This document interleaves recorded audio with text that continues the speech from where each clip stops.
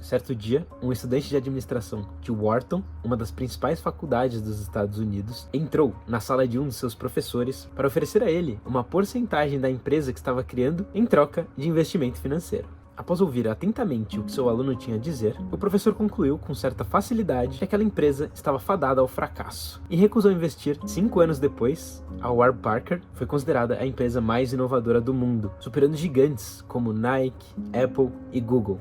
Naquele ano, ela faturou mais de 100 milhões de dólares e conseguiu um valor de mercado acima de 1 bilhão. Essa foi a pior decisão financeira já tomada por aquele professor, que, inconformado com o resultado dessa história, decidiu estudar aonde que ele havia errado. O professor chama-se Adam Grant, e o resultado dos seus estudos foi transcrito em um livro que já ocupou o primeiro lugar na lista dos mais vendidos da The New York Times. Originais, como os inconformistas mudam o mundo. E é justamente sobre ele que nós vamos falar aqui hoje.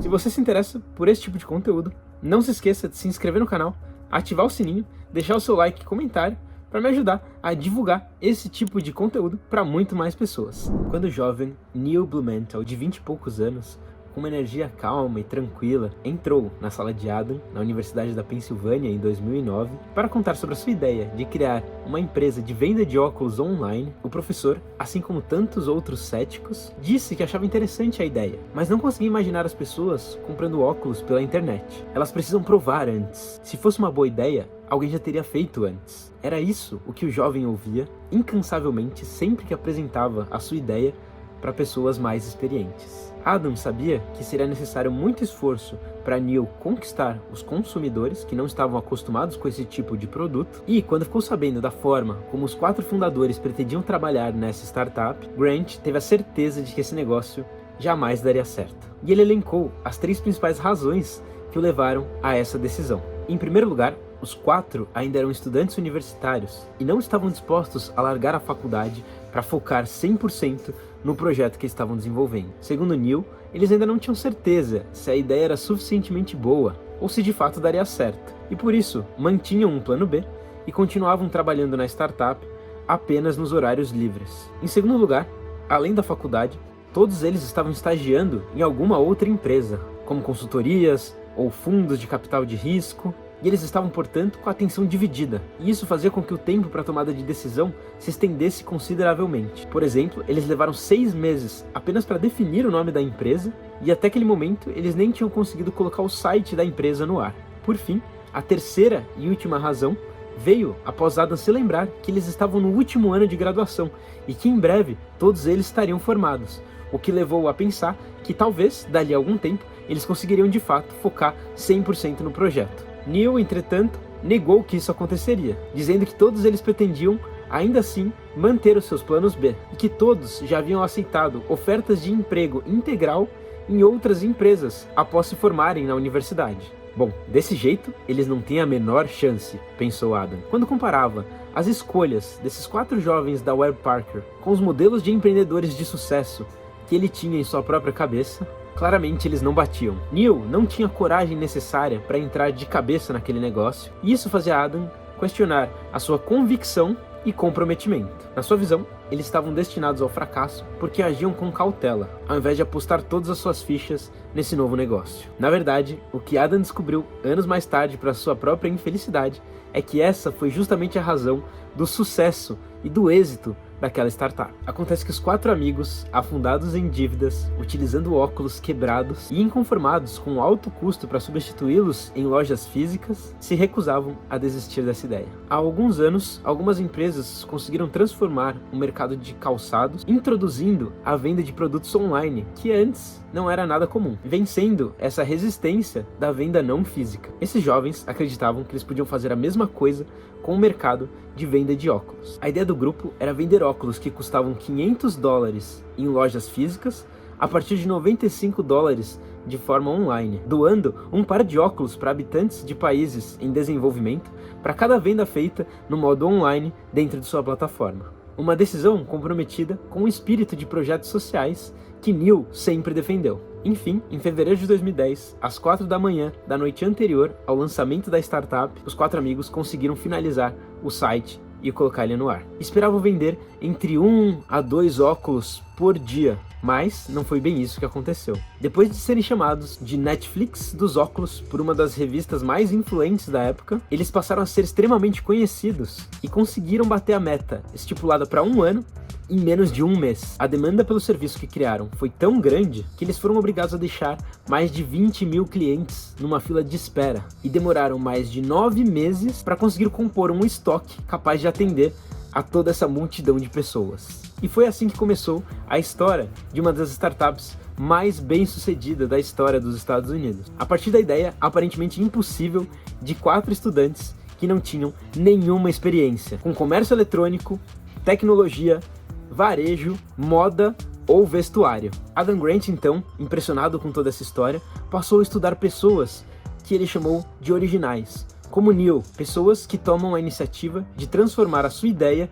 em realidade, que tomam um caminho menos trilhado, defendendo um conjunto de ideias novas que contrariam o pensamento corrente, mas que no fim resultam em algo melhor para a sociedade. E o mais interessante de tudo que Adam defende neste seu livro é a possibilidade que todos nós temos de sermos mais originais. E o que Grant descobriu em seus estudos é que essa experiência que ele teve com a Warby Parker, na verdade, não é uma exceção à regra, mas já estava presente na história de muitos outros empreendedores de sucesso da história dos Estados Unidos, muito embora isso não aparecesse nos noticiários. Costumamos pensar que os indivíduos inovadores e originais, por desafiarem o status quo, são feitos de uma matéria diferente da nossa, que são destemidos, independentes, atraídos pelo risco, mas a verdade é que eles são muito mais parecidos com nós do que podemos imaginar. Também precisam enfrentar seus medos, a insegurança, a hesitação, e embora pensemos que eles adoram os riscos, na verdade, eles preferem evitá-lo.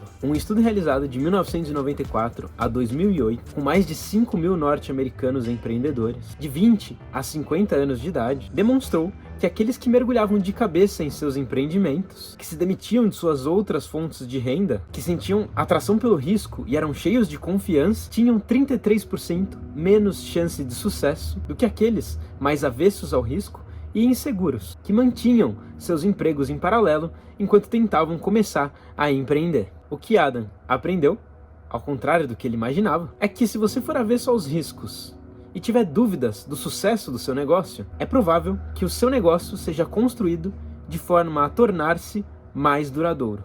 Assim como os fundadores da Warby Parker, Phil Knight, fundador da Nike, continuou trabalhando como contador até 1969, 5 anos depois de começar a vender tênis de corrida no porta-mala de seu carro. Steve Wozniak, cofundador da Apple, continuou trabalhando como engenheiro em tempo integral na HP até 1977, 1 ano depois de a Apple já estar fundada. Larry Page e Sergey Brin, fundadores do Google, quase desistiram da ideia de fundar a empresa por acreditarem que ela estava atrapalhando seus estudos de pós-graduação em Stanford, e tentaram vender a tecnologia que haviam desenvolvido em 1997 por aproximadamente 2 milhões de dólares. Para sorte deles, o comprador rejeitou a oferta e eles tiveram que continuar trabalhando no desenvolvimento daquele projeto, abandonando os estudos para abrir a empresa apenas em 1998, 1 ano depois do ocorrido. O mesmo aconteceu com mentes criativas e influentes no mundo da música e da literatura, como Brian May, que começou a tocar guitarra em uma nova banda durante seu doutorado em astrofísica, mas só largou os estudos anos depois para se dedicar à famosa banda Queen. John Legend, vencedor do Grammy, que lançou seu primeiro álbum em 2000, continuou a trabalhar como consultor de investimento até 2002, preparando apresentações de PowerPoint durante o dia e tocando durante a noite. Ou Stephen King, famoso escritor de suspense e terror norte-americano, que trabalhou como professor, zelador e frentista de posto de gasolina por 7 anos depois de escrever o seu primeiro conto, largando tudo apenas 1 ano depois de publicar o seu primeiro romance, Carrie. Mas por que todos esses originais optaram pela cautela ao invés de assumir todo o risco? Na visão de Grant, isso acontece porque os riscos são como carteira de ações, em que, quando vamos fazer um investimento arriscado, devemos nos proteger, combinando-os com outros de menor risco. Pessoas bem-sucedidas fazem exatamente isso, na visão de Grant. Sentir-se seguro em um âmbito de nossas vidas nos permite arriscar e sermos originais em outros. Nas palavras do próprio Grant, Ao ter solidez financeira, escapamos da pressão de publicar livros semi-acabados, de vender arte medíocre ou de lançar negócios sem fazer testes previamente. Como diria Linda Rothenberg, fundadora da Endeavor, os melhores empreendedores não maximizam os riscos. Eles tratam de deixar o risco menos arriscado. Esta é uma das ideias centrais presente no livro Originais, escrito por Adam Grant. Pessoas originais bem-sucedidas costumam questionar o que é convencional e montar um portfólio de risco bem balanceado, pois também são humanas, sentem medo, ansiedade e insegurança ao tomarem suas decisões. Ao longo deste livro, Adam traz toda a sua experiência de mais de uma década estudando pessoas originais, utilizando pesquisas e histórias reais para embasar os seus argumentos e mostrar que todos nós podemos escolher o caminho da originalidade.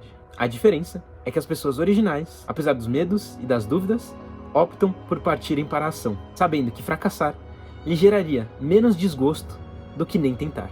E foi justamente pensando nesse princípio de que nós podemos ser mais originais, agentes de transformação e de mudança, que nós aqui no HackMed criamos o Health Innovation Program. Neste programa de 4 meses, nós te conectaremos com as pessoas e ferramentas certas para você começar o seu projeto de inovação ou startup da área de saúde a partir do zero. Quantas vezes você já não pensou, nossa, e se existisse esse produto ou serviço na minha vida, como as coisas não seriam muito mais fáceis? A boa notícia é que você não precisa esperar alguém resolver esse problema para você. Você pode, por si só, com a metodologia e a mentoria corretas, desenvolver algo de inovador e de impacto para a saúde brasileira. Você mesmo pode ajudar a resolver os problemas que você enfrenta dentro desse setor.